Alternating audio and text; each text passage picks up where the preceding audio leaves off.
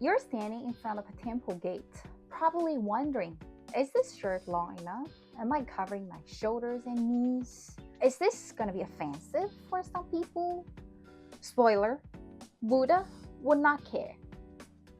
Today, let's talk about what really matters when you visit a Buddhist temple. Understanding the purpose of Buddhist temples can help bring your next temple visit to a new level. Hi, welcome to my channel. For those who are new here, my name is Rona. I started this space to explore how Buddhist-inspired mindfulness shows up in real life. I used to be very stressed about temple visits. How should I behave? What should I do? Until I learned that the real etiquette of temple visiting has nothing to do with your outfit. Today, let's dive into it. To truly understand temples today, we need to rewind way back from the very beginning. When Buddha was still alive, he explicitly discouraged his immediate followers from building any images or statues of him. He was not interested in being worshipped or immortalized through pictures or stones. His focus was his Dharma, which means teachings in Sanskrit. So why are we seeing magnificent temples and gigantic Buddha statues around the world today? Because things change gradually after Buddha's death. So initially it was small changes. After Buddha's death, his students started to use symbols like the wheel of Dharma, a Bodhi tree, an empty throne, or footprint in simple monasteries. They were still obeying Buddha's teachings of no Buddha images. The wheel of Dharma is a round-shaped wheel with 8 spokes, and 8 spokes represent the Eightfold Path, one of the core teachings of Buddha. A Bodhi tree was a tree where Buddha sat for days to meditate and finally got awakened.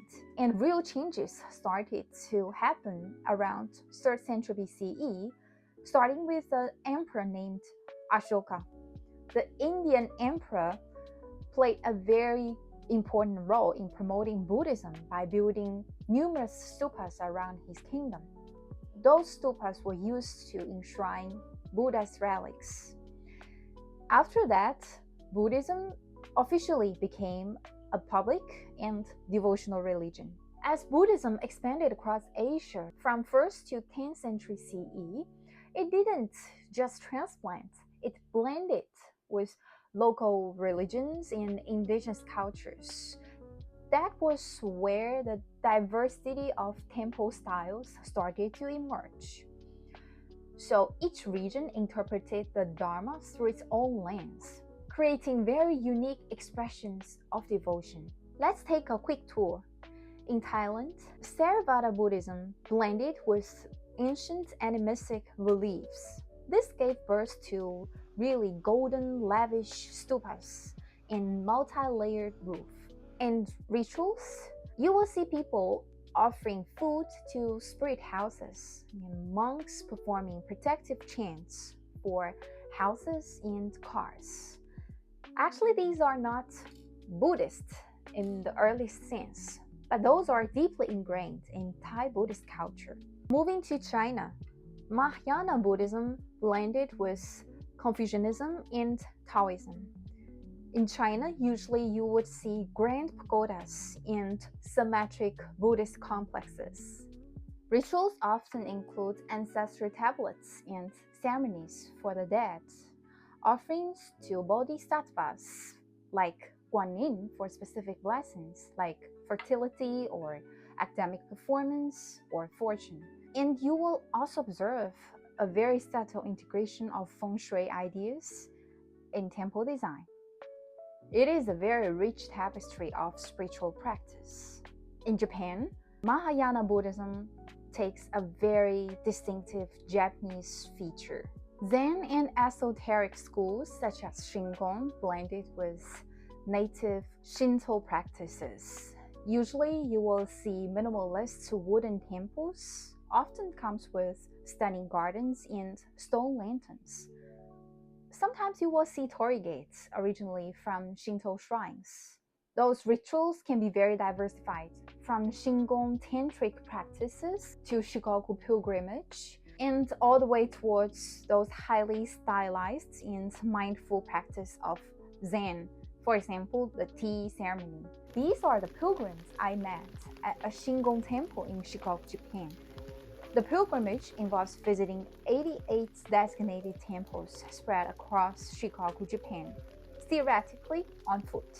And finally, Tibet. Vajrayana here are incorporated with the indigenous Gon religion. Here you will find fortress-like monasteries, the pervasive use of Vajras and bells in religions, and very amazing tongue-carved paintings. You will see protective deities, sand mandalas, and prayer flags fluttering in the wind, all with the purpose of purification, healing, and accumulating merits. This is how Buddhist temples evolved from simple shelters to amazing cultural relics.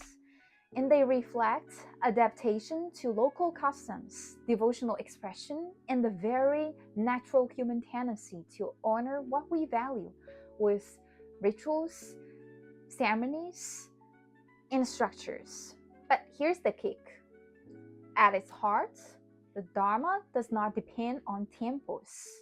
It lies in insight, practice, and ethics. So with all that history, how do we approach those incredible spiritual spaces? Let's get back to what really matters, the mind. First, temples are learning centers, not a place for empty rituals. Temples are libraries, classrooms, places for you to learn the Dharma. Temples provide a gathering place for the monastic community and the lay people on their spiritual journeys. It is a good place to practice generosity, not just of donation, but of spirit and of attention. Third, think of the temple as a thank you note to the wisdom.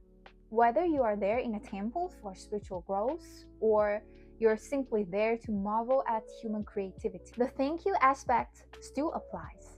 The fundamental purpose was and still should be a spiritual place for learning, reflection, practicing, community, instead of idol worship or mere rituals. You can think of it as a spiritual gym. Don't worry, it is 100% acceptable to visit those places just to marvel at its stunning architecture and serene gardens and historic significance. Because those temples, they are also cultural relics and artistic masterpieces. So appreciating them at that level is totally respectful and valid. Now about those local rituals and dress codes. The golden rule is observe and adapt. Observe what locals are doing and follow suit. Are they taking off their shoes? Are they covering their heads? Just follow them. Check out for signs and follow those signs. If you have doubts, just err on the side of caution. It is not about rigid religious rules. It is more about showing respect for local culture, customs, and sacred places. Additionally, regarding women-specific rules, you may or may not notice some stringent rules targeting women only.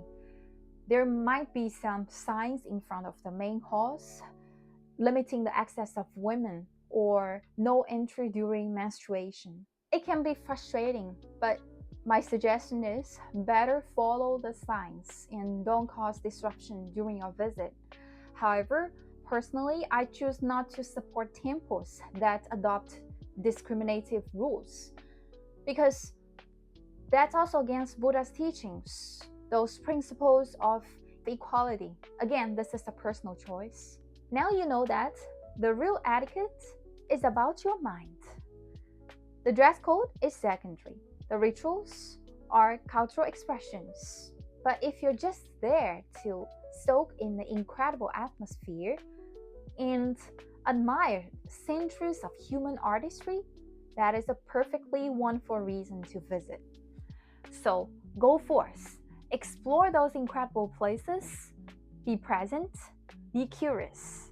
And most importantly, whether you're seeking wisdom or peace or simply awe at magnificent human artistry, your journey is valid and welcomed. If you found this helpful, hit the like button and subscribe for more information. Feel free to share this video with anyone who's ever wondered about Buddhist temple etiquettes. Let's make our temple visit an enriching experience. Till next time, breathe deeply, sip slowly, scroll mindfully.